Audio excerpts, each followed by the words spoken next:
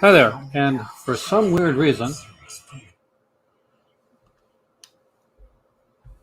although I muted my sound on the television, I still got the sounds on the television. Welcome to the Call to Cinema. I am Aaron, and tonight we are talking. Hey there, Dustin. We are talking Universal Horror. We are going to do a tier list afterwards, but we're going to have a discussion on Universal Horror at first. I am wearing my brand new. Hey there, EW. Welcome, man.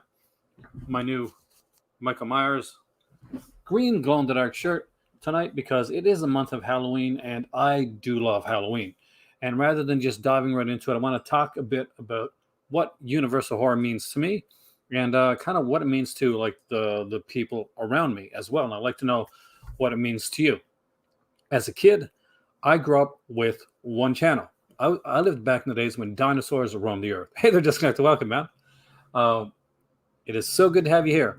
And what I would like to know from each one of you guys here is what your favorite Universal monster is. Which one like stood out? Which was the one that you first saw that connected with you?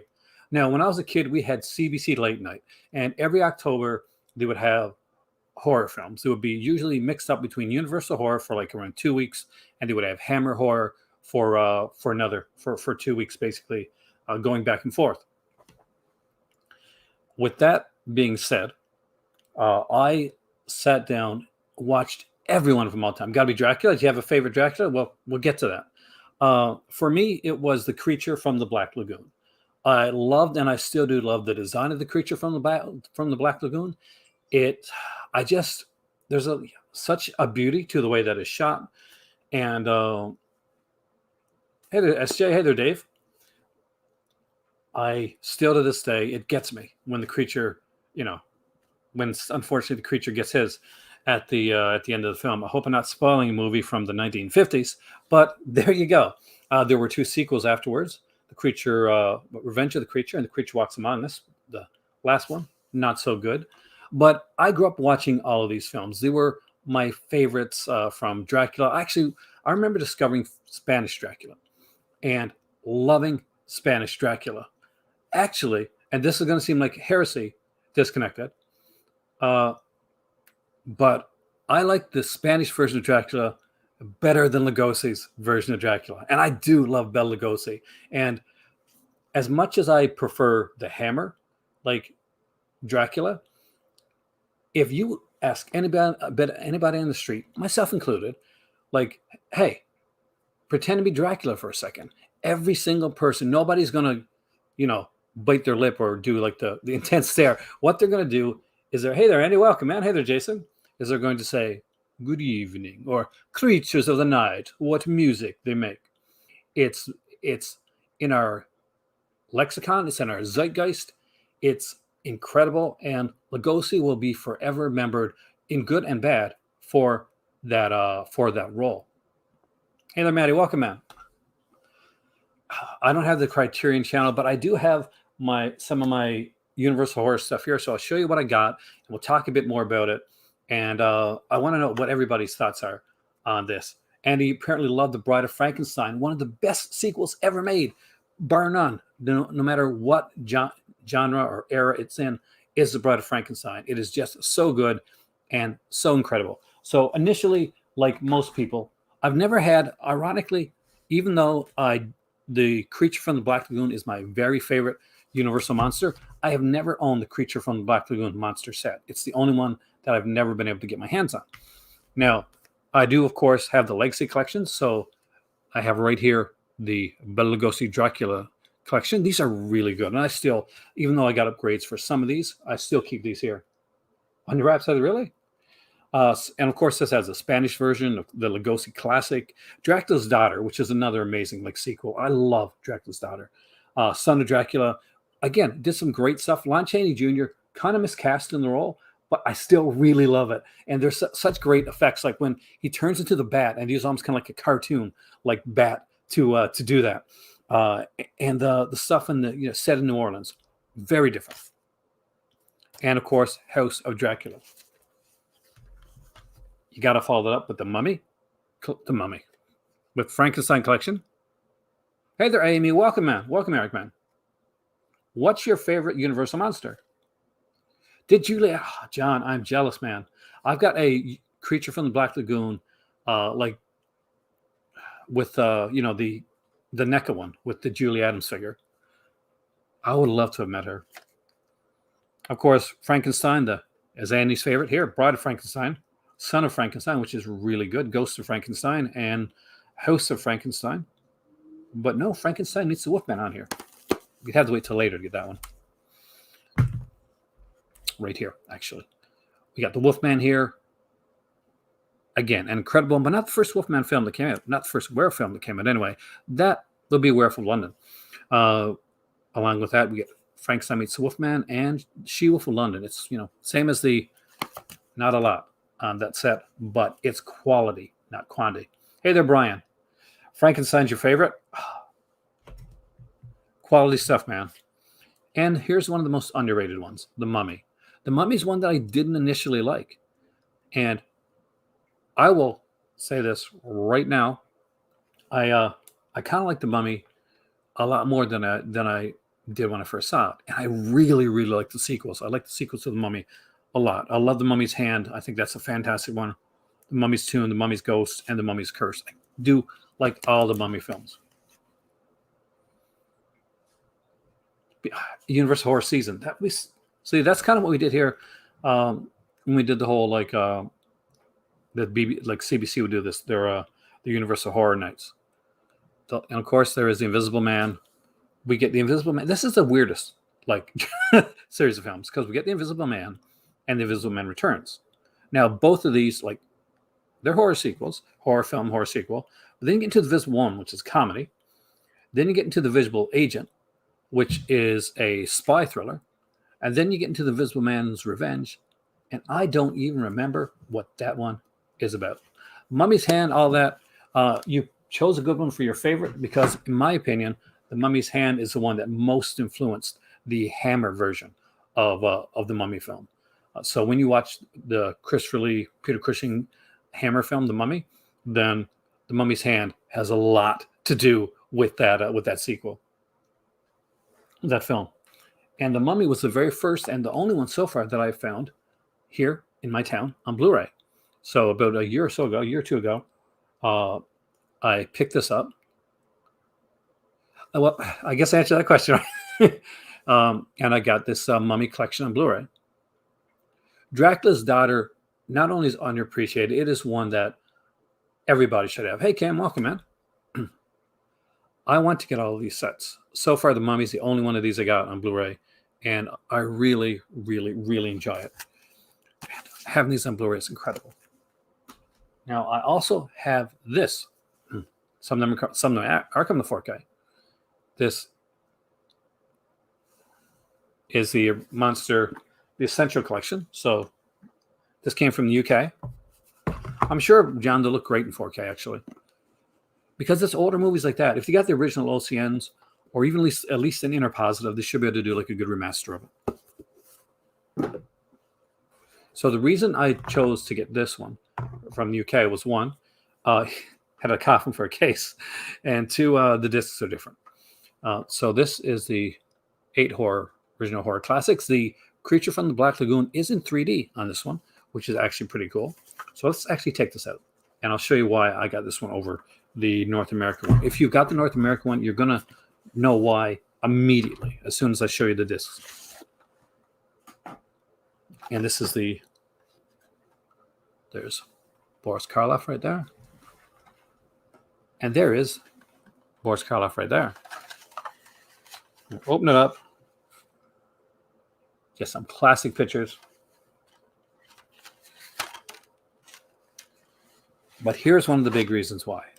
As you can see, unlike the North American edition of this, they're not just black discs with the title on there. There actually are pictures on the discs themselves. And it's maybe a little thing or a small thing, but I really dug that. I really like the idea that they just didn't put the kind of just a blank title on there. There are 8 discs in here altogether. We got Dracula, The Mummy, Frankenstein, The Invisible Man, Bride of Frankenstein, The Wolfman, Creature from the Black Lagoon with the 3D edition, and of course the much maligned Phantom of the Opera. Now this set came with other things as well. It came with some cards from my favorite right there, the creature from the Black Lagoon. Got one for Dracula. We have one here for Frankenstein, Phantom of the Opera, Bride of Frankenstein, The Invisible Man, The Mummy. I love this picture right here. And of course, The Wolfman. Isn't it kind of telling that out of all the films here, that was only the Bride of Frankenstein, the sequel to Frankenstein, that actually got put in with the Essential Collection? That's how important Universal takes their Frankenstein one. There's also a really good booklet on here as well. Oh, thanks a lot, Jason. Hey, Josephine, welcome. I did that video last night. I wanted to make something special for the month of Halloween, and I want to kind of just drop like videos randomly throughout this month, rather than go and do like 13 Days Horror and anything like that. Hopefully, Kentucky is not too far away from you, Josephine. And if it is, I'm hoping he's moving for a good reason, like he's got a good job or he's getting married or something like that. But what was your favorite? Universal. It's hard to really like most of them, like Jackson, of course, Frankenstein. The one that actually, The Invisible Man, actually. The Invisible Man? Claude Rains. Claude Rains. Yes, yeah. Like, it seems so different from all the other ones, like Dracula and Frankenstein. It was more of a scientific horror. Well, I guess Frankenstein is kind of too, but there's a little bit of fantasy. Yeah. But there's something special about that's. By the way, that's my cousin Roger, as always on the side right there. His favorite is the Invisible Man. In case you didn't hear, is Invisible Man. He found there's something kind of special about that one. And Claude Rains was a theatrical actor, so when that's one of the reasons that Rains was chosen to play the role of the Invisible Man. It's basically a role that it's a voice role. It's a role that you're doing without a lot of with a lot of acting. Of course, when he's bandaged, it's fantastic. You can do it like that. But a lot of the time, you have to be able to project as the Invisible Man. And anybody that's done like stage acting before, all about projection. And Claude Rains was really good with that, and he had a really creepiness to his voice and the way that he did it. And I love that sequence in The Invisible Man where he gets the guy in the car. He's in the back of the car. It's so cool. And it's kind of telling that they could take The Invisible Man and make a completely different story out of it in modern day times. And it still creep people out.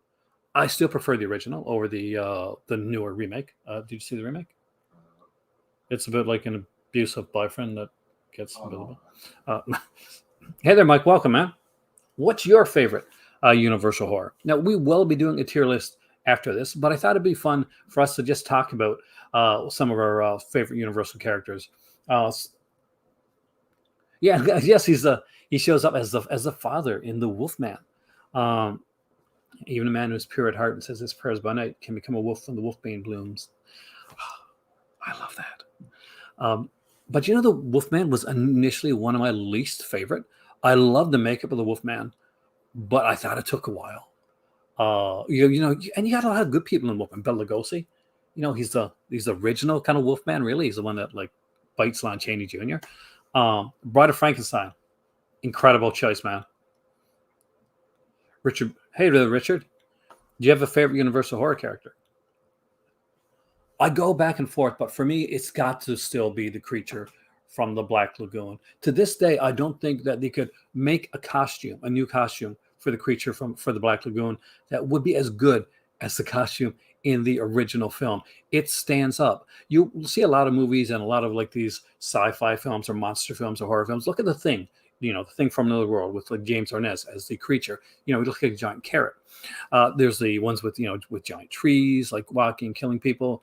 There's all these kind of cheesy looking monsters, but the creature from the Black Lagoon stands the test of time. And that's a very, very important thing to kind of to designate. Is Monster Squad on the list? Well, the characters from Monster Squad would definitely fit the list, as would Oh God, there's another one too. Remember Mad Monster Party? It was like a Rankin Bass. Do you remember that one? It was like a kind of almost like a stop motion animation one. Boris Karloff did one of the voices, and all the monsters were there. The lizard character from the Masters of the Universe. He did have a great design. It's like even when they did that one, what's the one that Del Toro did? The Shape of Water, right? Which is kind of like basically if the creature actually got the girl. Uh, Abbott Costello films do count, as you'll find it when I do the tier list later on. And we'll be doing we'll find out what's top tier then. I did include the Abbott Costello films. What I did not include, just so you know, I didn't include any superfluous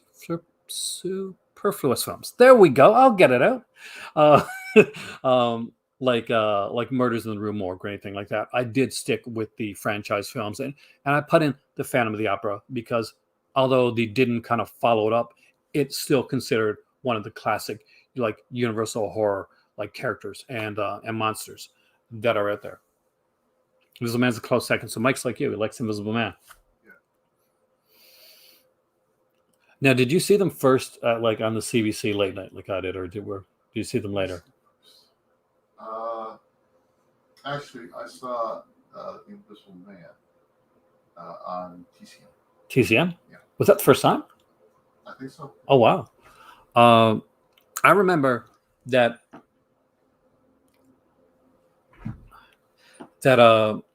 when I first got my first everybody. Remember Columbia Video when you go to the video club, Columbia Video Club. So I remember when I got into that initially. I got some of the Universal monster films at that point. I picked up like Shadow of a Doubt, which is my favorite Hitchcock film.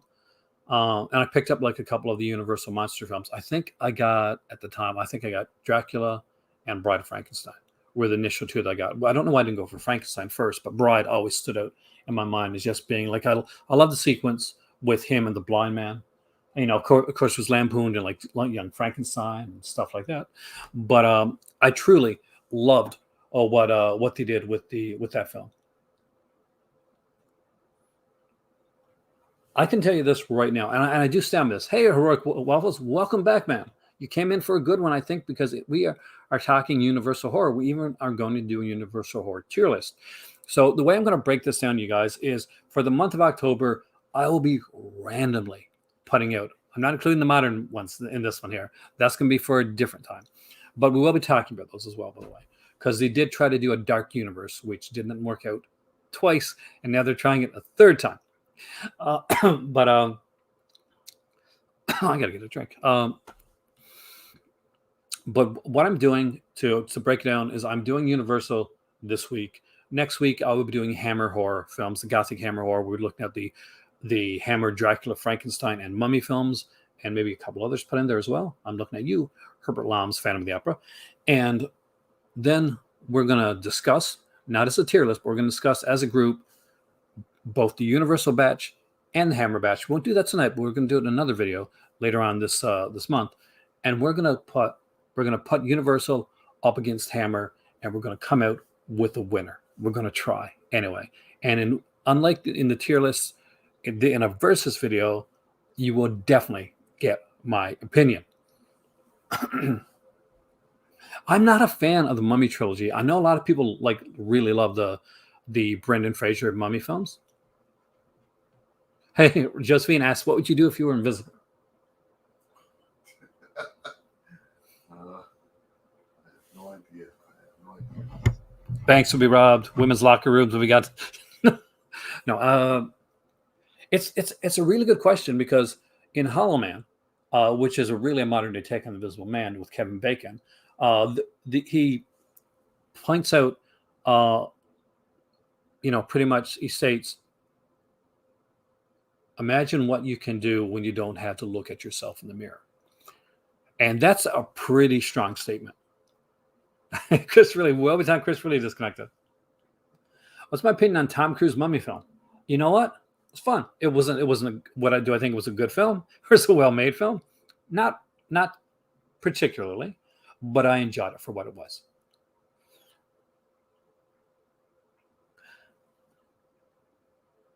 Sadly, even John Carpenter. Oh my God! Let's not remember the John Carpenter Invisible Man movie with Chevy Chase. That was such a weird mixture. It was like it wanted to be a horror film, but it wanted to be a comedy, and it didn't know exactly where it wanted to go. I think that Chase wanted it to be more of a serious film, and other people really didn't. Hence, they wouldn't have probably hired Chevy Chase for the role. But Memoirs of Invisible Man is the one that Andy's talking about, guys. For those that haven't seen it, it's definitely worth a watch, but it's not something that's on like the top list of John Carpenter films. And we will eventually do a top list of John Carpenter films because I'm a really big John Carpenter fan. Um, I would love to see the 4K transfers, especially for ones like Dracula, Frankenstein, particular. I would love to. It's a film exactly as you've heard me say when there's a film that I'm struggling with talking about the quality of it. It's a film. It's shot on film.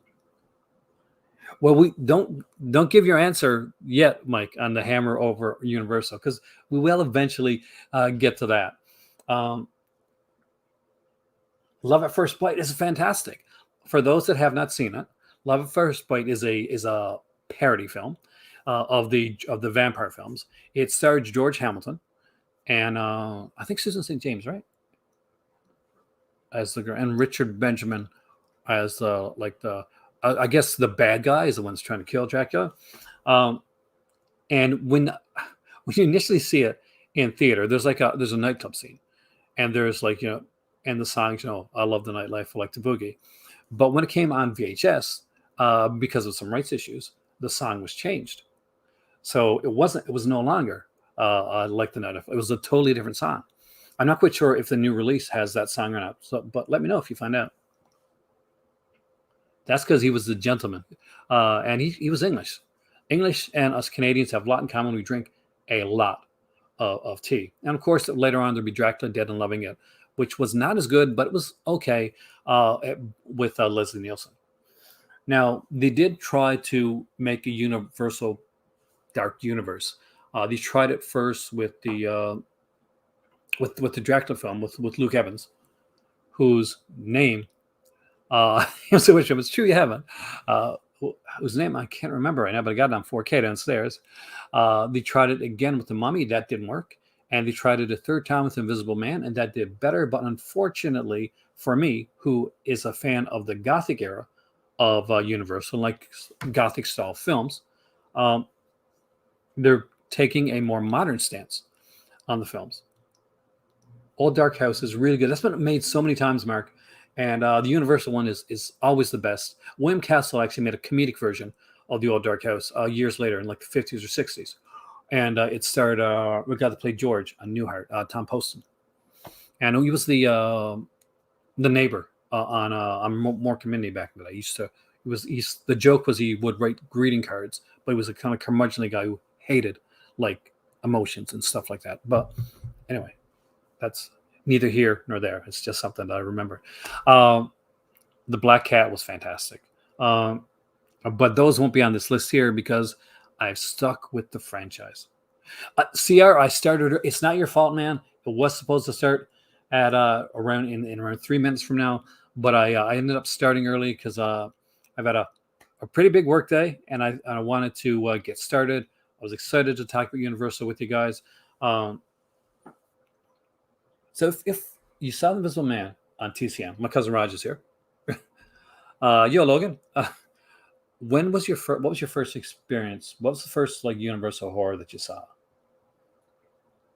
Like, could you remember back to or the first one you remember? Dracula.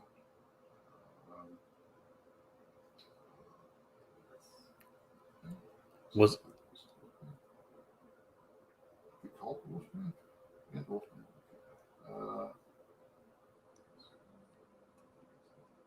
So was the Wolfman your first one? No, I think it was probably Dracula, probably the most shown one on TV. Yeah, Dracula.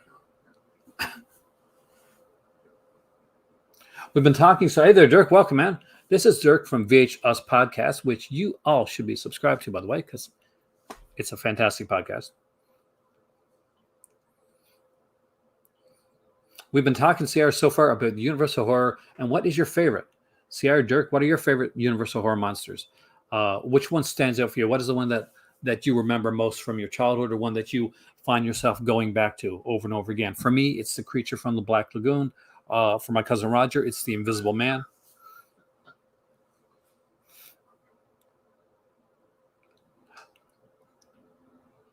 Else I can say, man.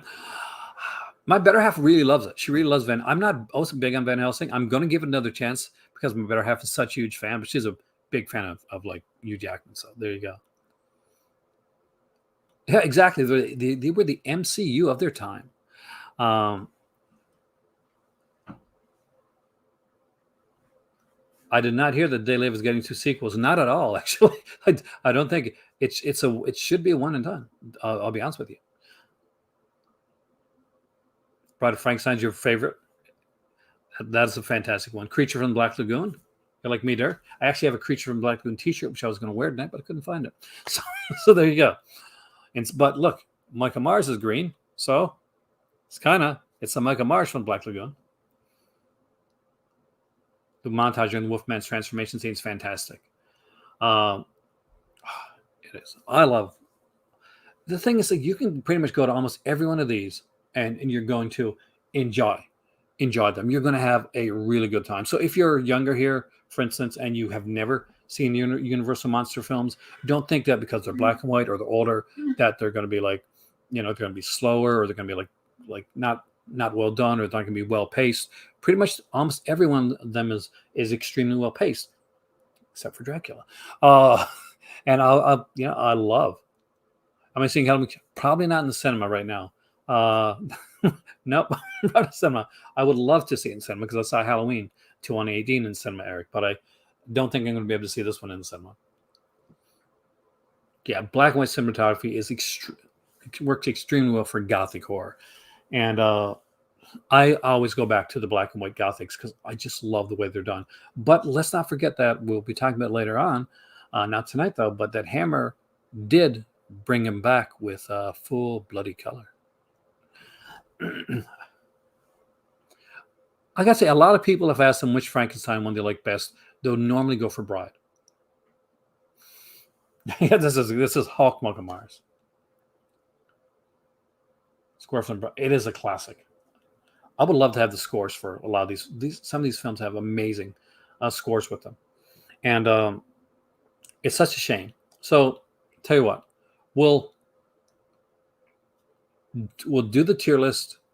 Will we chat about Universal Horror, and maybe this is the list will remind you of some sequels or some films that you'd forgotten about that hopefully you give another chance to and give a rewatch to over the Halloween holiday.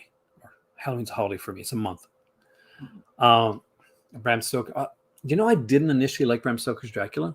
I've come to fall in love with it. But when I saw it first, I was like, I loved the first like 10 minutes of the film, and I love near the end. I would love Disconnected to see the 4K editions of those. Yes, actually prefer the Spanish version of Dracula. And the thing about it is that they had they shot the Spanish version at night, and they had the advantage of seeing what was shot in the daytime. I'm to Meet the Killer, yeah, Boris Karloff. I wouldn't exactly call it a Universal monster. Maybe it is. I think I might have included it actually, but I really enjoyed it. I really did. But they had the advantage of seeing the dailies that were being shot by Todd Browning, but they did some really great stuff. Now, the Spanish Dracula, he is a bit over the top. Oh yeah, it was done basically. Dracula with Todd Browning's version was shot in the day, and the Spanish version was shot at night.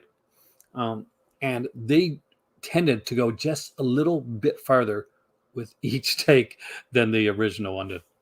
So let's do the tier list, and let's talk more about Universal Horror because it's one of my favorites. I was nervous about coming in to talk about Universal Horror, to be honest with you guys, because I was worried that some people may not have actually seen or watched or enjoyed these films because they were older. And I love John Badham. Not no, that's on topic because it is a horror film. It's a Dracula film, Andy. John Badham's Dracula with Frank Langella is my Dracula because that's the one that I grew up with. Like my sister would have grown up, both my sisters actually, because they're much younger than me, would have grown up with the with of course Bram Stoker's Dracula. The one that I saw in theater was John Badham's Dracula. I loved the way that was done. I thought Frank Langella was amazing. We got Donald Pleasance in it as well. Uh, just an incredible cast. One hell of a creepy like night scene. Udo Kier, yes, he does make surprising one for Dracula. And actually, we watched that last night. Me and my cousin sat down last night. We watched Blood for Dracula. And I can tell you right now, if you don't own the 4K disc of Blood for Dracula, own it. It's really, really good. And the 4K is amazing. Nosferatu was probably one of the first, not one of the first I saw, actually one of the later ones that I saw. Nosferatu Symphony of Horror I saw, I think probably later on in high school. But I remember seeing like a version of it when I was in college that had a new score, like a rock score to it, which I kind of dug as well. Troubles. Huh? Troubles. Well, no, for Nosferatu. Okay, I know Metropolis did have one. Yeah, there's a couple of them, but I actually probably got downstairs that Nosferatu one that has it. Let me know if you any of you guys see like the 4K, like let me know what you think of it. I'm really, very, very curious. Blackula is not in 4K, but you can. I think you can still buy the double feature from Scream Factory. Probably not actually, but there's also one put out in the UK as well. Hey there, Arch. Welcome, man. I love Sleepy Hollow. Sleepy Hollow. The review of Sleepy Hollow is the reason. It's one of the reasons I can't watch the Nostalgia Critic anymore. Aside from the other stuff, but I remember watching the Sleepy Hollow review from the Nostalgia Critic, and he said, "You know that the Sleepy Hollow is actually not a bad movie." I'm like, "Well, one, I don't think anybody ever said it was a bad movie," and they said, "You may not know this, but there's something called Hammer Films," and I turned off the review because I'm sorry. If you're a Nostalgia Critic, you got to know Hammer. You got to.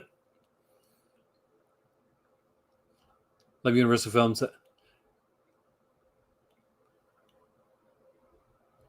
Saw Nosferatu before Dracula and ruined it for you? Well, it was creepy. Yeah. I did journalism initially in school, and when you're doing journalism, there is a term called face. There's a face, and a face is a person that like goes on camera, like a news anchor. A lot of times will read stuff, and but they don't actually know anything about the stuff that they're reading about, and it's kind of a derogatory term in journalism, in the journalism industry. But we call somebody that's kind of put up there because the guy's like, oh, he's wearing the suit and he looks good in the suit, would be called a face. So there you go, a little journalism stuff for you. You prefer Herzog's Nosferatu yourself, as well as the Herzog version. I love the Herzog version. I still haven't got Nosferatu in Venice, the sequel, the very different sequel, but I like it. Hey there, Kay. Welcome, man. Shadow Vampire, extremely fun. So, he has got to stop killing the people on set. Well, it's not for you. So we are going to look at the films here as we talk. Different from the Wrestling Babyface. Very different.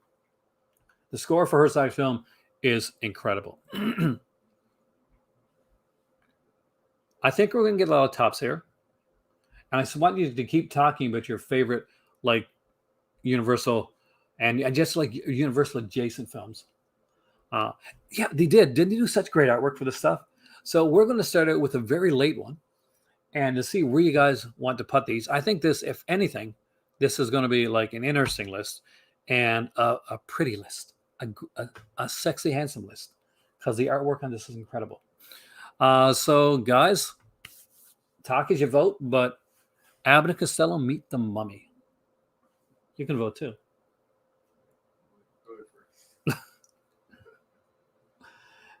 Abbott Costello Meet the Mummy was one of the later ones, if not the last one, that the Abbott Costello did of their Meet the Monsters series. There's ones that really stand out, and then there's this one. Zombie Save My Arm, welcome, man. Says okay for Abbott Costello Meet the Mummy, which is definitely understandable. We get a great from Sierra. I was actually surprised. Gonna reach back to some faraway memories here. We got 3 okays. We got a good. We got 2 goods there and 3 okays. And I got to say, I do love these films. We got 3 goods and 3 okays. You 4 goods. It looks like we're gonna put it in the good category and go towards the next Abbott Costello one. Okay, Snow meets Frankenstein. Okay, we got good and okay for Abbott Costello Meet the Mummy.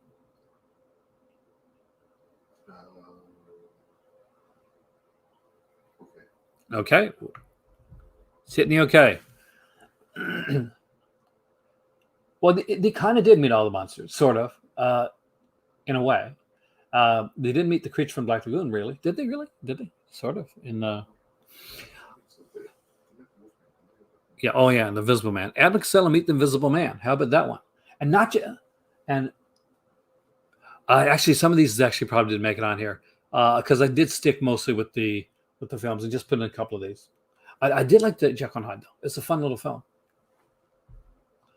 So Abbott Costello Meet the Invisible Man, which is really the second time that they met the Invisible Man because they meet him first at the end of Abbott Costello Meet Frankenstein. Hey, the River, welcome, man. But Abbott Costello Meet the Invisible Man is a boxing movie. There's a boxer in Abbott Costello Meet the Invisible Man.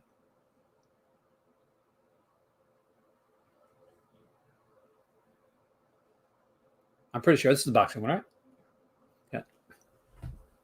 So you get some kind of like sight gags with with boxing and invisible boxing.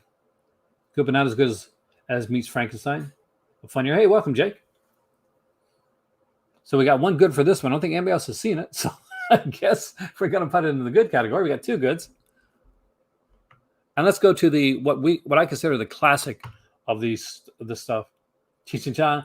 Cheech and Chong almost took on Jason. I got 1 okay from Derek and an okay from Mark. But let's go right on to Abbott Costello Meet Frankenstein. For me, this is the one of the Abbott Costello films. Abbott Costello Meet Frankenstein is when they meet all of the monsters. Epic. So I guess that's the top for you, Kay. You got a great from Disconnected, a top from Craig. Hey, welcome, Craig. I didn't see you come in. You get a great, another great, a good from Jason, a top from CR. The greats have taken over. I am shocked. Top from John one.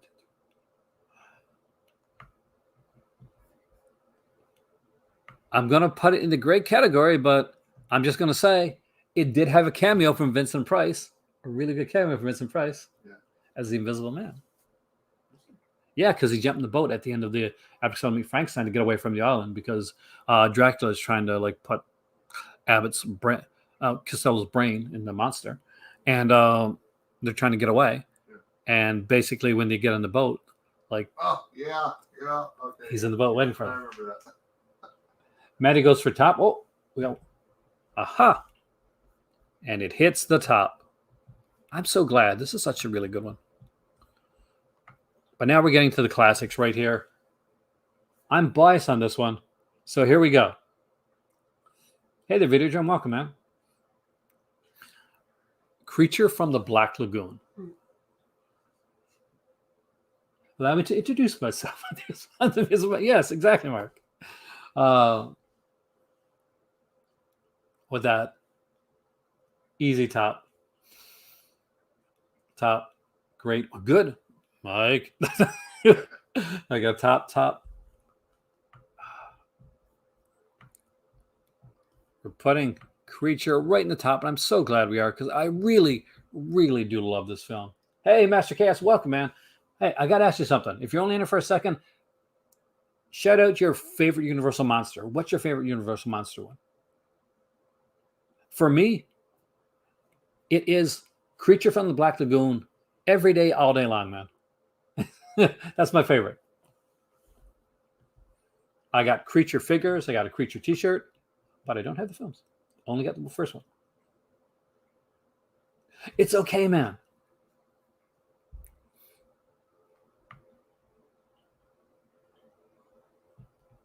Okay, said Frankenstein is this top. Creature does. Creature is such a good costume, and to this very day, you can't top it.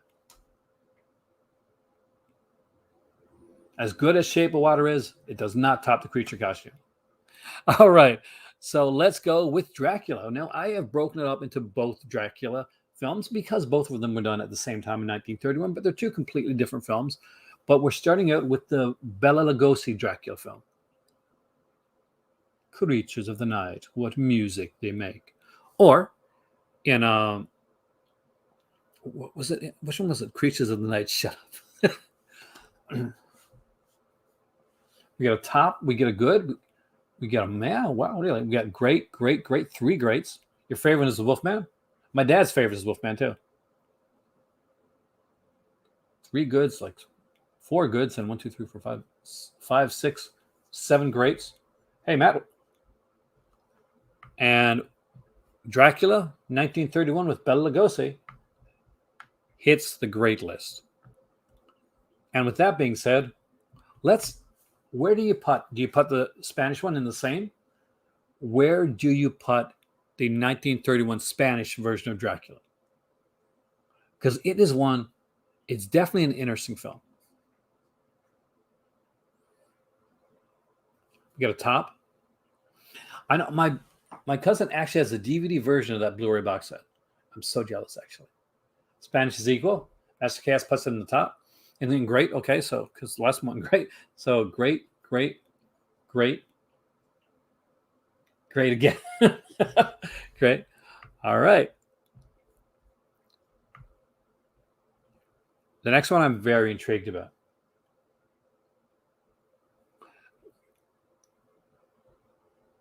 Another. Your favorite is the Wolfman as well. The Black Cat. Yeah, I left the Black Cat and Old Dark House off the list because I was just doing a lot of the franchise stuff for this time around.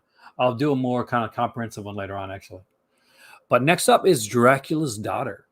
A film that, in my opinion, was way, way ahead of its time in a lot of the stuff that it did. Jake puts Dracula's Daughter at the top of the list. Eric says great. You got to watch Daughter again, Andy. CR says great. Disconnected says great. K says great. Dracula's Daughter is good. And okay, and another great. I think we pretty much know where this is going. And unlike the other lists, once you guys have locked in your order, I'll tell you my thoughts on these two as well. Dracula's Daughter is actually my favorite of the Dracula sequels. Actually, it's pretty much tied up there with Son of Dracula, which I really like as well. There's a lot of stuff that I like with that film. But Dracula's Daughter is just so different and subversive and unique and a really standout film. I think you're going to like it. I mean, Dracula's Daughter definitely deals with some topics that weren't discussed back then. And there's some interesting stuff with it as well.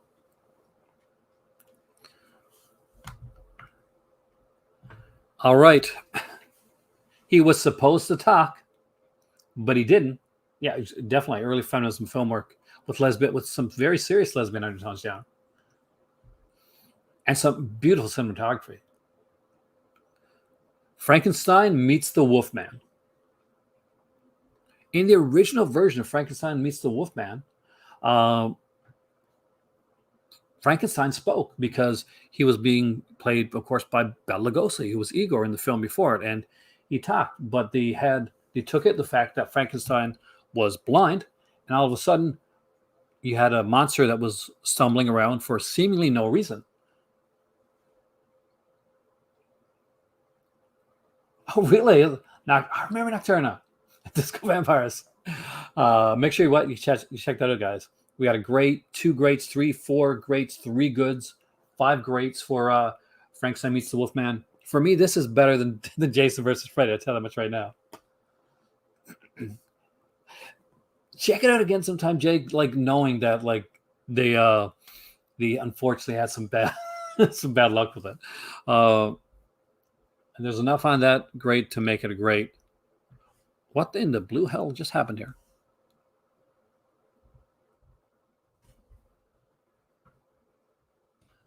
All right, and next up is oh, first I guess got to put it in here.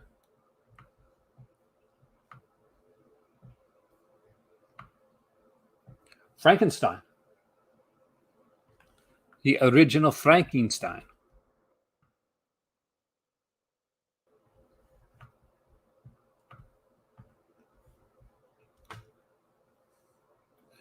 We got a top for Frankenstein, two tops for Frankenstein, a great, three tops, four tops, another great, another top. Feel like I'm popcorn, poppity pop pop pop. And we're gonna go with the top for Frankenstein, and it truly deserves it.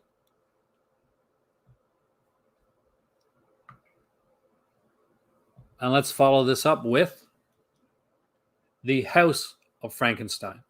Sorry, the House of Dracula. There are two house films. There's a House of Dracula and there's the House of Frankenstein.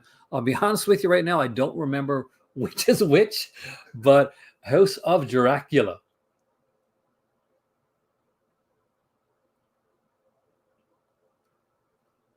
We get a meh from Derek on House of Dracula.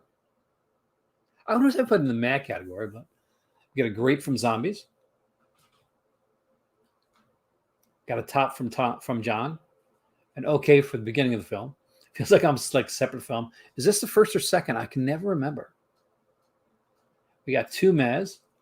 We got two okays.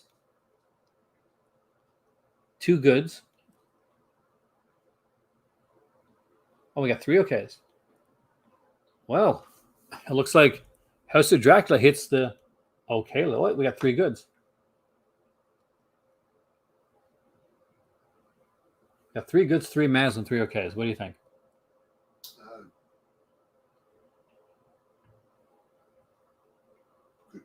Good. It goes in the goods. And we'll follow it up with one that I think is the sequel. I think House of Frankenstein. One of them had a hunchback nurse or something like that, but I can't remember which one. Dracula was on second. That's Jack's second. Okay, House of Frankenstein's the first one. Yes. That's the better one. House of Frankenstein. Glenn Strange, yes, he is the monster in that. And of course, Glenn Strange will go on to act in the show Gunsmoke. Got a good, we got an okay, we got a hazy, three goods. It's a takeoff on Universal Monsters. We got two okays. We got a great from Zombies. We've got enough goods there to hit it into the good category. And let's go with a bit of a weird one. But let's see what your thoughts are on this, because it's not really horror, but it does fit into the Universal Monster category. And that would be Invisible Agent. It's a bit of a spy thriller. Spy actioner. But it does use the kind of the invisible like man idea, except now he's a secret agent. We got a good from Eric. Got an okay from Derek.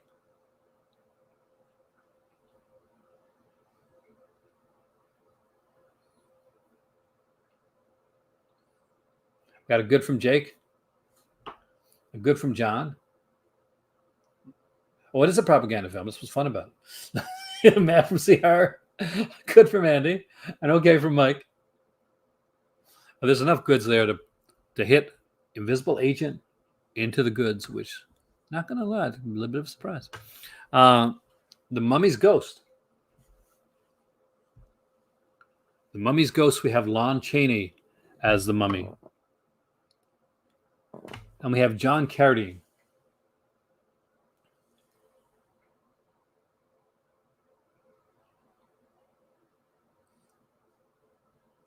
Got a good right away from Derek. Good from Eric. Derek and Eric seem to be the first two to get their votes out right away. Good on you guys. Andy doesn't remember it. The Mummy sequels blend together. Okay, 2 okays, 2 goods. The Mummy's Hand should never blend in together because that's a really, really good one, which we'll eventually get, I'm sure. Oh, Janie Mummy's fell to the mad category. All right, you're an honest one. Okay, we got 2 okays, 3 okays. 3 okays. Oh, we got 4 okays and 3 goods. Mummy's Ghost hits the okay category. And we go from the Mummy's Ghost to the only one in this franchise, and that is the Phantom of the Opera.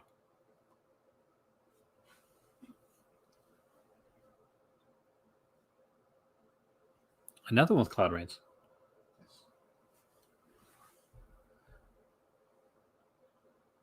We got a good, we got a great for Phantom of the Opera, and a great for Phantom of the Opera.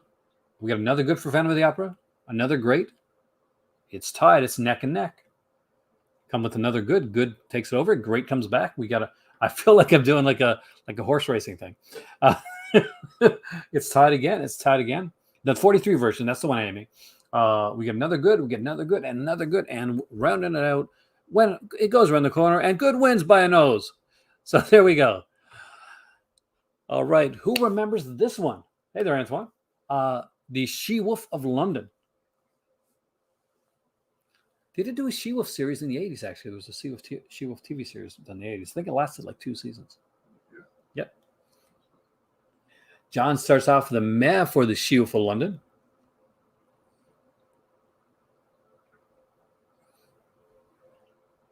Mike comes in with a meh. They want to shave those woofy legs. So we got a good. We got another meh. Will this be the first one to hit the meh category? Another good. We got a meh. Hunter comes in with an okay. We get a meh from Jake. I guess She-Wolf of London. How? It's the first one to go into the meh.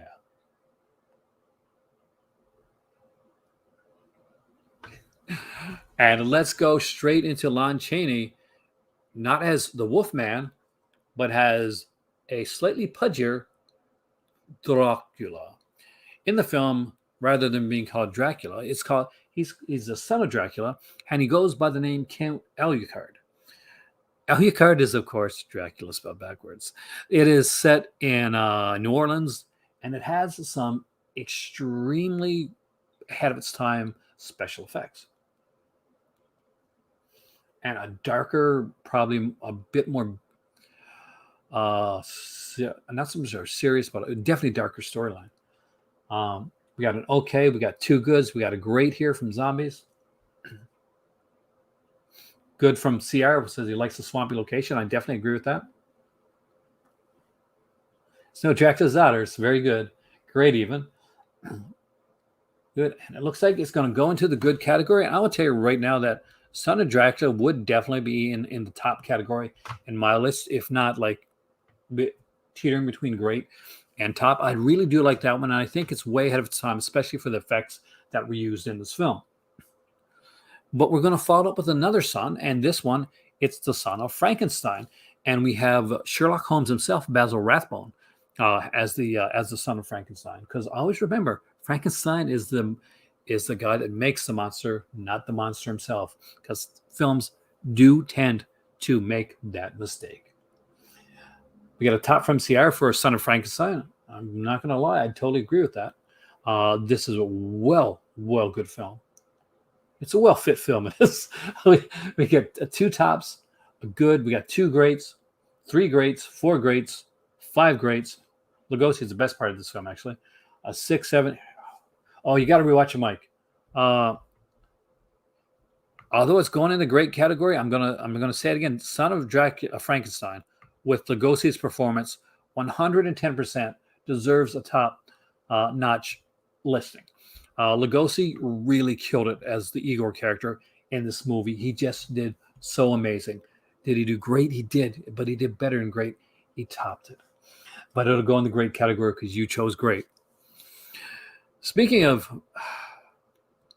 movies that are films. I love The Creature from the Black Lagoon. But here comes the third film, The Creature Walks Among Us. What do you think The Creature Walks Among Us? The creature no longer has gills. He's gotten a lot chubbier, and he's sporting an outfit. He's got a suit. We got a meh, two okays. This design does not stand up the same way the original one does. We got an okay from Dirk as well. We got a good from Derek, an okay from Zombies, an okay from CR, an okay from Matthew, a meh minus from Disconnected, another meh. Okay, so it looks like it hits the okay category. So The Creature Walks Among Us, okay. All right, John Hall comes back for The Invisible Man again with The Invisible Man's Revenge. John Hall was much more of a guy that would be in more action adventure films, a bit of a stiff actor, but he did tend to like shine in these style of films. Clint Eastwood, is he in this Creature Walks Among Us? It might be, actually. I thought it was in the second one, though. But you could be right. I think he might be in the third one. Get an okay for Invisible Man's Revenge. We get a good. We get two goods.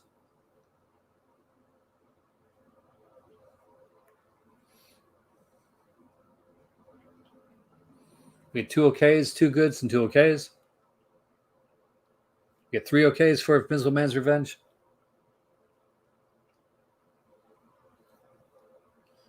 We got another good.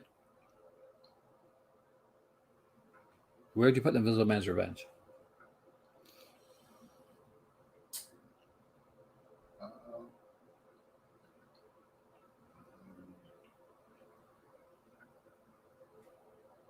We got a man, a good. What's your thoughts on Invisible Man? Huh? The Revenge one with John Hall. Do you remember it? No, actually, I didn't see them. Okay, so it's tied up again. It's between okay and good.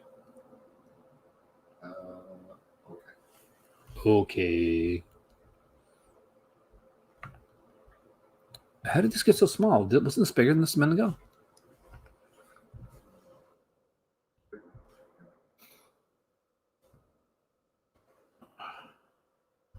What in the blue hell is going on here?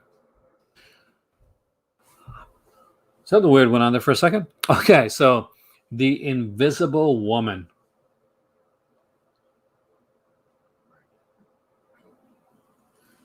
Now, this one is an out-and-out comedy. I'm pretty sure this might be the one that has an invisible dog in it as well. Got an okay from Jake and the Invisible Woman.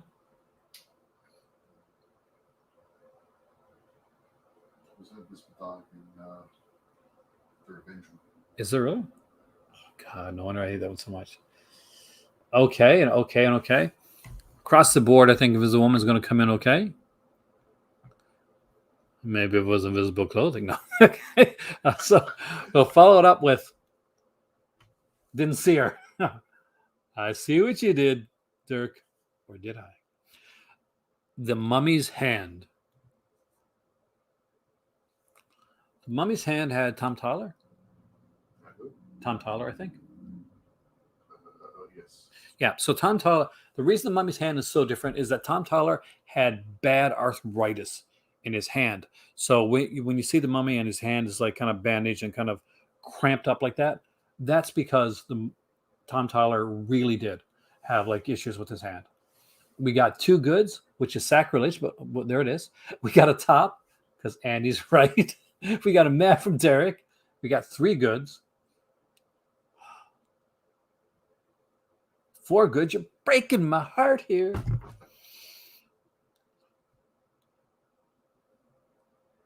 And okay, Jake, you got to rewatch The Mummy's Hand, man.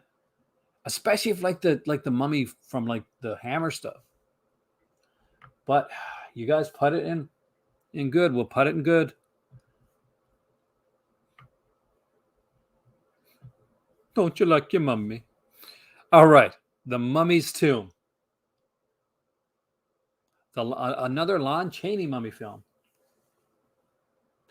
I really suggest watching The Mummy's Hand again. I actually think The Mummy's Hand is on par, or maybe a bit better, actually, than the original Mummy film, which for years I didn't like, actually, but I really fell for it, like, lately. We got a great for Mummy's Tomb, an okay for the Mummy's Tomb. We got two goods for Mummy's Tomb.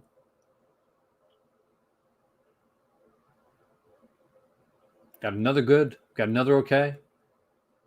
Got another meh. We got two greats. Okay, how can we get two greats on the Mummy's Tomb and not get it on the Mummy's Hand, which is a far superior film? Just putting it out there. Four greats on the Mummy's Tomb. Four goods on the Mummy's Tomb. Let me know what you think, Jake. Between great and good, where do you put the Mummy's Tomb? Pretty good. Yeah. Good. Mummy's Tomb hits the good as we go with the Wolfman.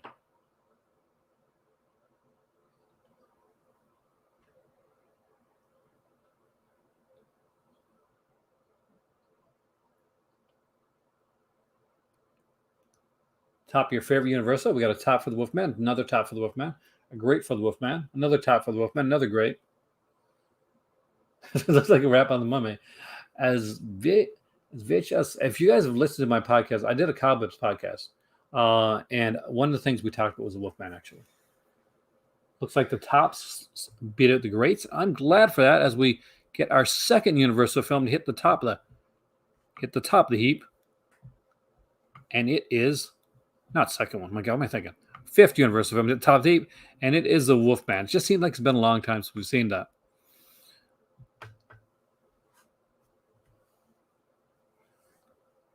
All right. I think I know where this one's going to go, but you guys surprised me, so maybe I don't. The Bride of Frankenstein.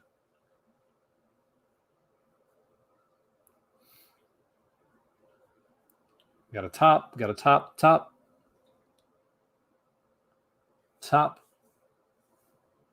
Your top one fan too. Nice. Top. We got a good. We got tippity top. And with all those tops, Bride of Frankenstein is such an incredible film that it would have been a shame for this not to reach the top of the list. There's a reason it's considered essential. Overrated. Disconnected. Gonna make me cry, man. All right. We have The Ghost of Frankenstein next. And I think this is Cedric Hardwicke. Sir Cedric Hardwicke. Along with Ralph Bellamy and, of course, Lon Chaney as the Ghost of Frankenstein. Well, the Frankenstein monster. Where's the best out there? No, that would be the Mummy's Hand, but nobody don't agree with me. We get a top, we get a good, we get a great, we get over the top. So I'm guessing it's like a Stallone type of thing. We got two greats, two tops, three greats.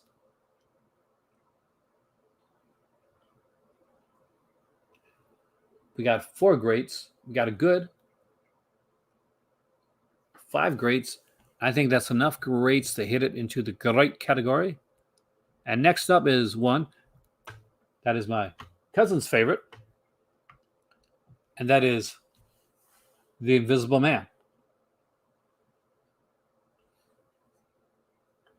One of the coolest things you can see is if you ever watch Amazon Women on the Moon, there's a segment in there with Ed Begley Jr., where he plays Son of the Invisible Man. But he's not actually invisible. He's just insane. So he walks around naked, and people pretend that they think he's invisible. We got a good, we got a top, we got a great, we got two tops, we got three tops. Incredible. So I'm going to say that's the top for you. Disconnected. We got a top from Zombies. And I think that's enough tops for us all to take our tops off right now. For to put the Invisible Man in the top where it belongs. And we follow this up with The Invisible Man Returns. This one here has not just the Invisible Man, but the Invisible Man being voiced by Vincent Price.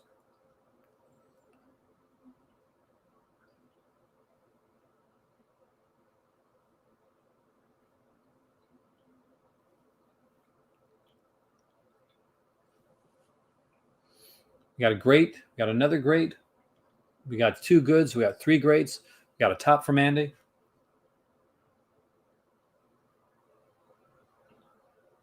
So far, the greats are winning out. We got another good, we got two more goods, we got another great, we got an okay.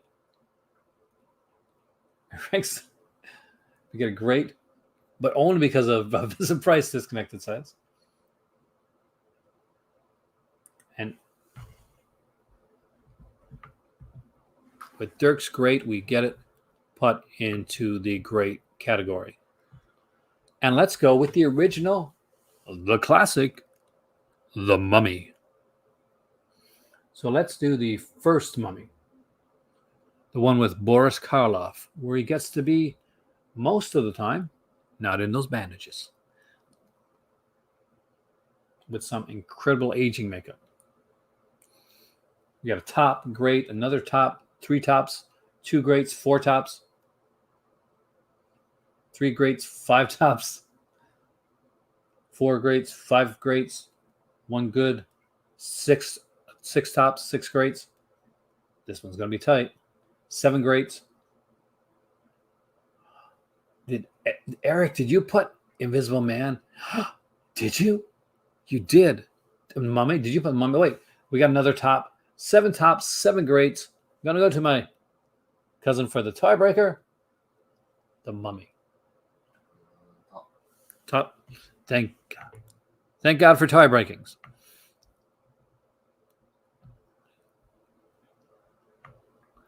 All right.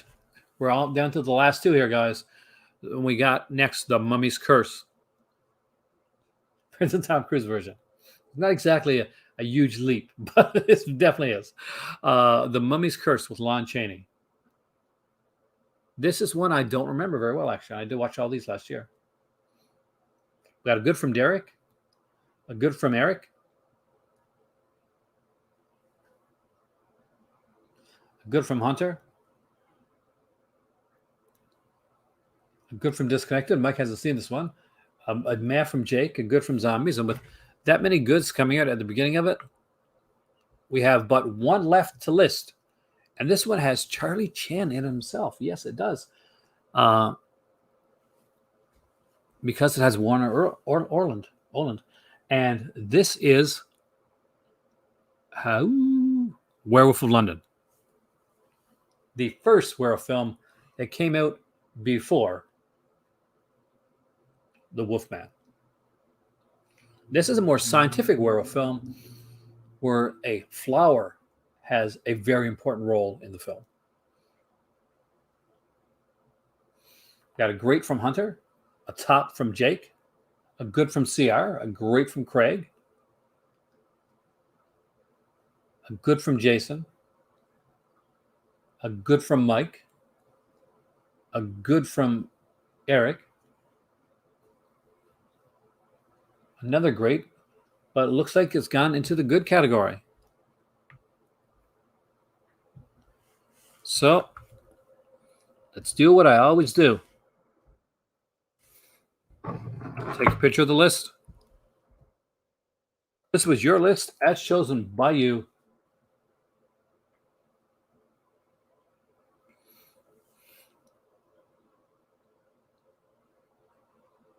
The Universal Horror tier list. What? Eric approves, and that means a lot to me, so it's very important. Have the Bride and Dracula ended at the top.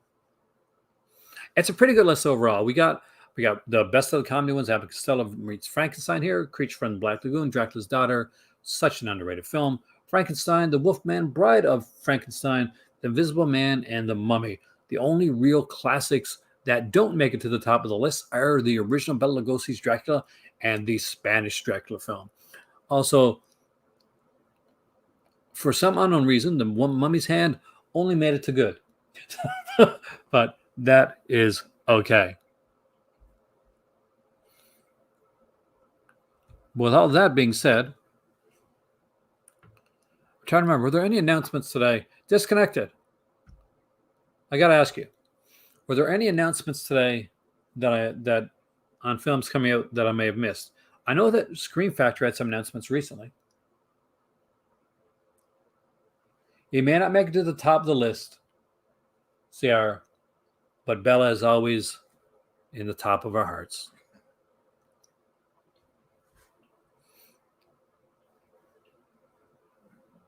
We talked about Scream Factory's collector's editions switching to slip cases over slip covers. I was unaware, Matt.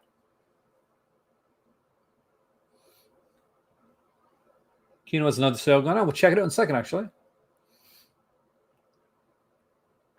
The reason you don't see it on the website is it was only available like for the pre-order Videodrome, but the creature will be back on the website when the sale goes live in November. Andy, have a great evening there, man, and thank you so much for coming in.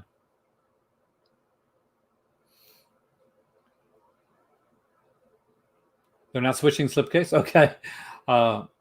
Jack Pierce, Man Behind the Monster. I do have to read that, actually. I really, really like that.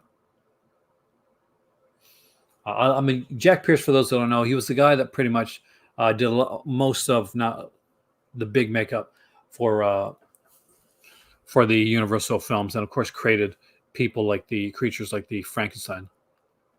Have a great night there, Andy. I think, are we going to Kino? Is that what we're doing? Are we doing that? Some of you guys may get that. It's a reference to a certain YouTube channel. I guess I got to probably go to Twitter, don't I? Find out this here sale thing. Disconnected. Did you have a link to it? You know, I go to yours a lot. By the way, to check out this stuff. Disconnected, by the way, if you are not watching Disconnected's YouTube channel, which is incredible, by the way, he does amazing stuff. Or if you're not subscribed, you're not subscribed. Blah, blah, blah, blah, blah, blah, blah, blah. I think I totally went out for a second. You're not subscribed to his channel. Make sure that you do. So the final day, it will be on the 26th. It's the Rocktober sale. And look here, we have some Kino stuff.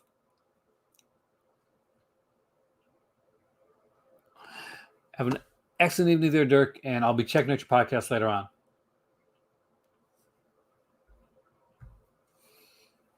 Dirk's podcast is VHS, which you all should be checking out. I just recently listened to the most recent Just to This podcast, as well as Pure Cinema from my good friend Brian. And we also watched the latest video, which you should check out too. He does some Kino, a lot of Kino stuff. One of my thoughts, I actually have not seen Alvara's Haunted Hills in years. I remember liking it, but I don't remember much about it, to be bluntly honest with you. All right, so there's a bunch of stuff on here. What I'm going to do is what I normally do for those Kino sales are way too many titles just to read every single title on the sale. So I will pick one or two from each line and as my pick for that line. And obviously from the first line, I'm picking the 3D Nudie Cuties collection. I'm not going to lie. That does interest me. It's only $12.99, and it's probably done from 3D Film Archives. And if it is, oh my God, those guys are so very good at what they do. Now, Three Bad Men, a much better film. It's a John Ford film. But again, this has Francis Ford Coppola. And it is Nudie Cuties. So there we go. There's some amazing stuff on here, though, like, 3 Washington Square. But I'm still going with Nudie Cuties. I'm still that's for that line. Right here. What are we going with? I guess, as much as I would probably like to say 20,000 Leagues Under the Sea, this is the first version of the film, I think. Am I going to go with D.W. Griffiths, like Abraham Lincoln? No, because he's a raging racist. So we're gonna go with 20,000 Leagues. Three Bad Men. Yeah, that is a western. That's what I'm thinking about.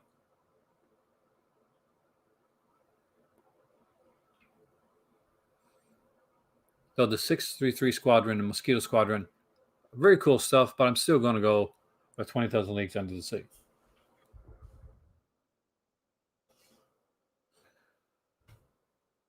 This is a harder one for me. I do like Bob Hope, and I really like Raro Video.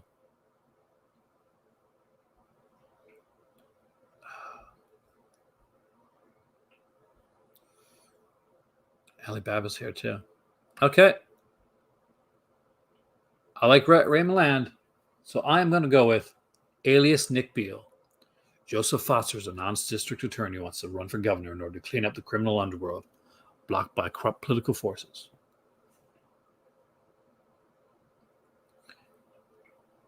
You do want that John Carradine Dracula versus the Billy the Kid. You really want it. Only ordered them through. I've heard about that. Disconnect that. I've only ever ordered them. Actually, usually buy them back in the day, like at HMV. And we got Ensued the Darkness here. We got Ambush Bay, but it has to be Umberto Lenzi's Almost Human. What a freaking fantastic film that is. Almost Human is a great film that deserves rediscovery, and I would 100% recommend picking that up for $12.49, especially. Such a good film, and on Blu-ray, 110% recommend it.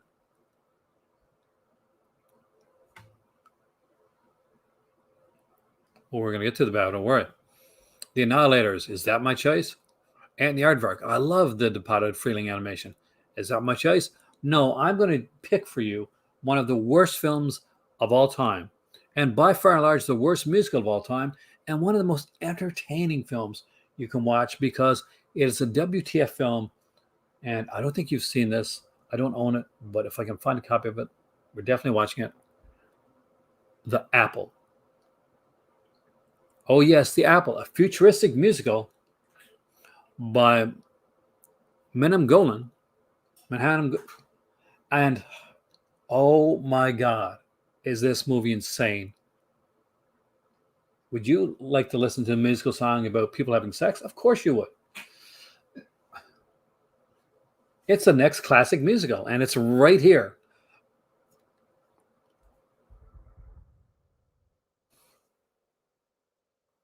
All right. Oh, right. You showed me a trailer for or something. Oh, yeah. Where they got to put like stickers or something on their face. Oh, yeah. So here is the easy one for me. And look, we're coming back to the Universal stuff in a way, because here we go. Arabian Nights, starring John Hall and Sabu. And no, not the wrestler Sabu. John Hall is not going to suddenly get like a chair shot to the face. This is the actor Sabu that was in a lot of these films back in the day.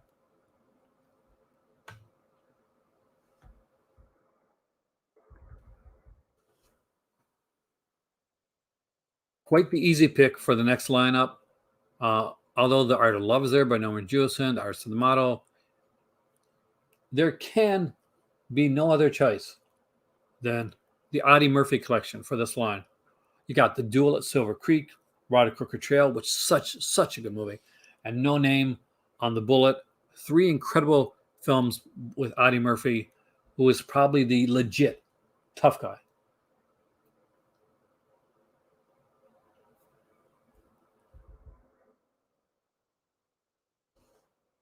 And right here, well, we're going to go with Baby Blood. Yeah, Baby Blood. Num num num num num, baby. It's a good little horror film, which is kind of fun. This is an easy one, but can I say the title of the film? I guess I can because it's French, right?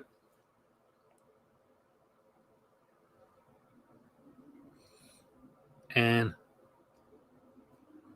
now, if you were to pick this up, before you pick it up, remember that this is a pretty intense film and is not for everyone. and that is Mesmoir.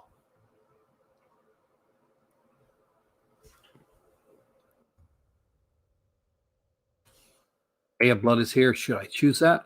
I can't because Barbara Stanwyck is right here. I can't have somebody with a barbed wire. I still remember watching like ECW when they asked them to throw chairs like into the ring, and like the wrestlers literally got covered with chairs. And these are real chairs too. I actually got the Arrow edition of that one. I don't have the Blu-ray, but if you haven't seen it, disconnect it. Intense film, but I really like it. Barbara Stanwyck, interns can't take money. The Great Man's Lady, and The Bride Wore Boots. Also, if you don't have Bay of Blood, there's my secondary choice. And look, Barbarians is there. The Barbarian Brothers. I forgot those people existed, but there you go. Audie Murphy was definitely a war hero. Got some great stuff here, stuff like The Bedroom Window with Steve Guttenberg. But there's also Bend of the River and Mae West, Belle of the 90s. And I have to go with James Stewart's Bend of the River because I really did like that film a lot, actually. I'm a bit of a Western aficionado.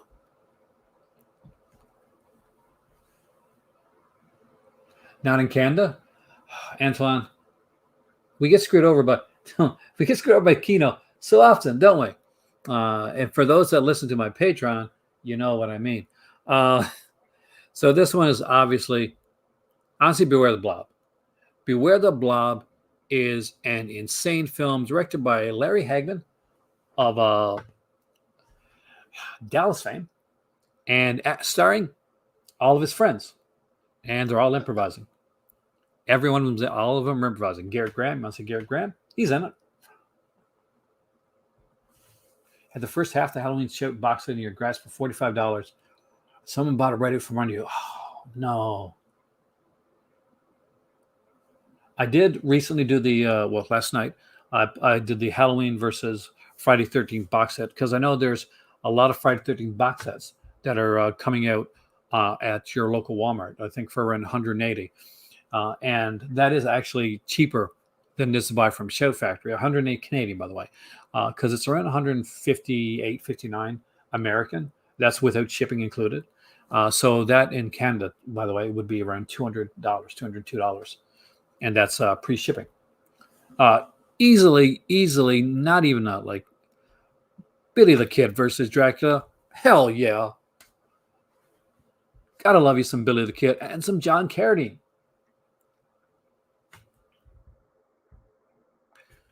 No Way to Treat a Lady, by the way, is finally coming out from Scream Factory. I'm a huge fan of that film. Keep an eye out for that one, guys. That's a recommendation from me. And Black Sabbath is here. Black Moon Rising is really, really good. And oh man, that cover for Bitter Moon. I almost buy that for a cover alone. Bitter Moon. She's really cute. But let's go with Black Sabbath because it's an amazing film. Elm Street needs a box set. Like I mentioned in my video, if you haven't checked it out yet, there's a hint to check it out. That I would love to have been doing a Halloween versus Friday 13th versus Halloween box set, but sadly, we don't have a good like Blu-ray box set of Halloween of Elm Street yet. Just the DVD one. Like there's a slim like Blu-ray box set, but it's not that good. Another version of Black Sabbath right here. This is the AIP version. Black Sleep is here, and you know what? Still, I'm going to go with. Although I do like the Bloody Brood, I'm going to go with Black Sabbath. Get both versions. The next one is a pretty easy one for me. It is Bob Le Flambeur, in other words, Bob the Gambler, and a really, really good film by Jean-Pierre Melville.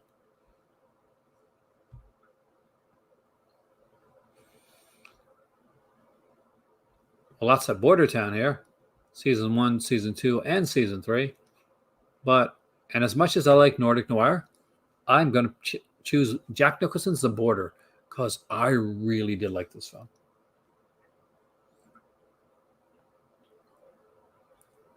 Black Sleep's a good one to choose, Sierra.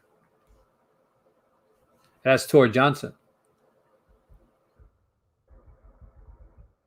I love me some Tor Johnson. Uh, Easy choice for me here, actually. Although Bricks is good, we were three on Johnson, but Britannia Hospital, directed by Lindsay Anderson. I'm a huge Lindsay Anderson fan, and I 100% recommend Britannia Hospital. I really do like this one. So I almost want to pick Sophia Loren and Brief of Encounter because it's Sophia Loren. All right, got some Broken Arrow. We got some British film noir, and I'm going to do it. I'm going to cheat. A three-way tie. British film noir 1, 2, and 3. If you got a chance to pick them up, love British film noir stuff. So highly recommend that. And Celebrations List on Sale. Also a good one too by Lindsay Anderson. Burn Witch Burn is here. Buried Alive with Tim Matson's here. But guys, Buck Rogers in the 25th Century, the complete collection, is here. And how can you not go with Buck Rogers? Just ordered Buck Rogers. I can't go with any of these because I'm in Canada. And as we all know, Kino hates Canadian people. Hey there, Video Man, and welcome, man. You check it out later. We did the Universal. We talked Universal for a while, quite a while actually, before we actually did the list. Butcher Baker Nightmare Maker is here, which is a really good film, but I'm sorry, you can't beat Buster Keaton, and I gotta love those shorts. So make sure, if you've never seen them yet, make sure that you too get into Buster Keaton shorts because it's going to be fun. Wait a minute, you're in Toronto? You had no problem ordering?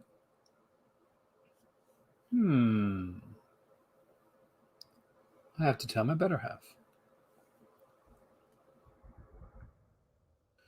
Oh, we got Candy here. We got Cannibal Apocalypse here.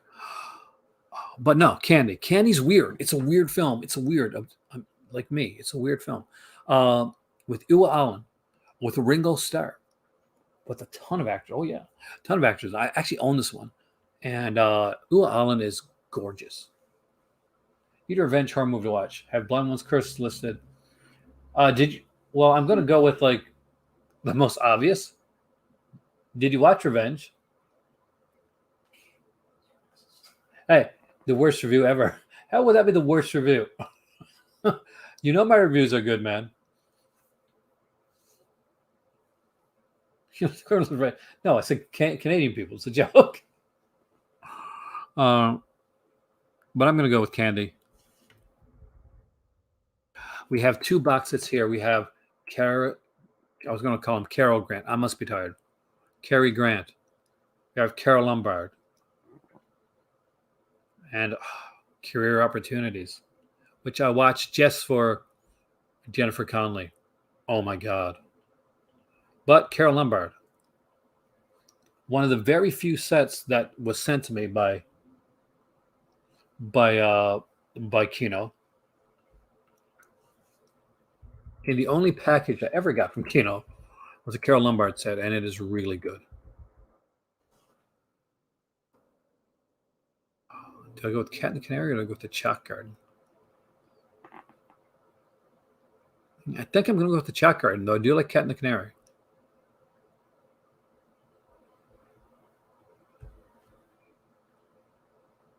You do watch Revenge. It's intense, man. All right, for here, I don't know really. There's good films there. I'm going to choose, although I don't remember the film, I do love Charlotte Rampling a lot, actually. So we're going to choose The Look for this one, I guess. Because it's a documentary too, so I'm really down with documentaries. Oh, what's that?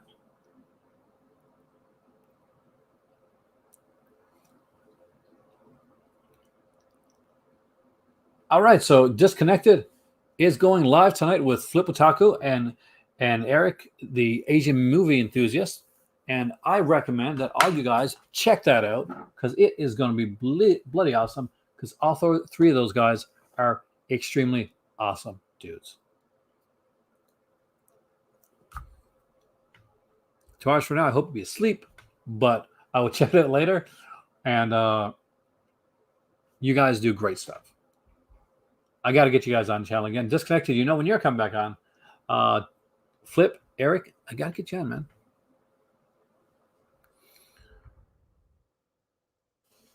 Easy choice here. Code of Silence. Got to have some Chuck Norris. Though Color of Money, a lot of nudity in Color of Money. Why am I choosing movies for nudity? Code of Silence, Color of Money, Code of Silence, Color of Money, Peanut Butter Chocolate, Peanut Butter Chocolate. I go with Code of Silence. But I do like Color of Money. It's insane.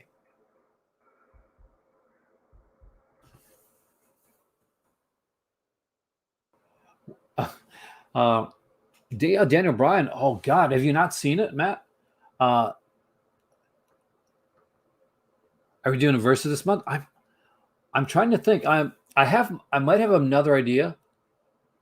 So I may put the verses on the back burner for right now, but I have an idea for this month. So I'll hit you up a little bit later.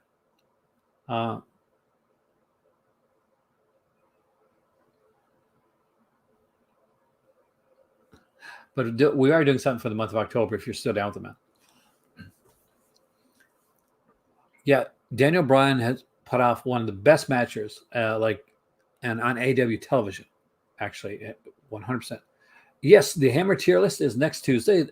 It is always, as for the foreseeable future, Tuesdays is Tier Tuesdays. I like it. I like alliteration. I'm a Marvel Comics type of guy, so alliteration is important to me. All right, so next up we got The Comeback. 100% The Comeback. Love that film. I do love Comedy of Terrors, but The Comeback is, for me, Pete Walker's film. Same time as well, yep. As always, it may start a little early. It's probably around 7:30 on Tuesdays. Tier Tuesdays will start at 7:30 because I do kind of want to talk. Did I say Color of Money? Yes, I meant Color of Night. It's been a long video.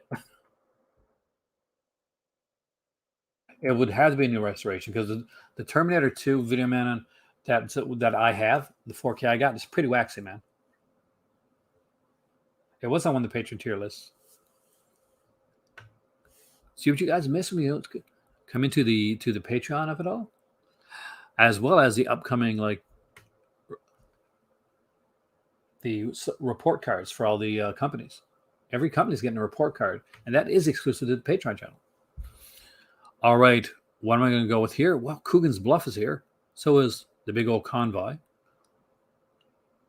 But Lucio Fulci's Conquest is here. How can you choose anything else? I have the T-shirt. It's not a new restoration. Oh, man, then I would stay away from that one until it gets a new restoration. Oh, the 3D and 4K were pretty shitty. You're 100%, man. All right, right here, we got a Canadian film here, CoverGirl. You know I'm going to choose a Canadian film because I'm biased like that. And the next one here, we're going to choose Dark Intruder, which I really, really like. Going to follow that up with Daughter of Dracula. I'm going to speed round through this right now because I got to go and get myself a snack. Dead Man Don't Wear Plaid is 100% the choice for this one. Day After is just too happy a film. With this one here, I'm going to choose Death on the Nile, though I do like DEFCON 4. It was shot in Halifax. And I do love Death Rides a Horse, but Death on the Nile because I love me. Hey, Maddie, have a great evening, man. I'm losing it. All right, there you go. We went through a lot of the list right there. Okay. With that being said, I know I like Death Rides a Horse, but Death on the Nile is just a favorite of mine. I am Aaron. With the hour and 35 minutes, it's the length of either a decent slasher film or a slasher film that's gone around 10 minutes too long. And hopefully this video didn't do that. As always, guys,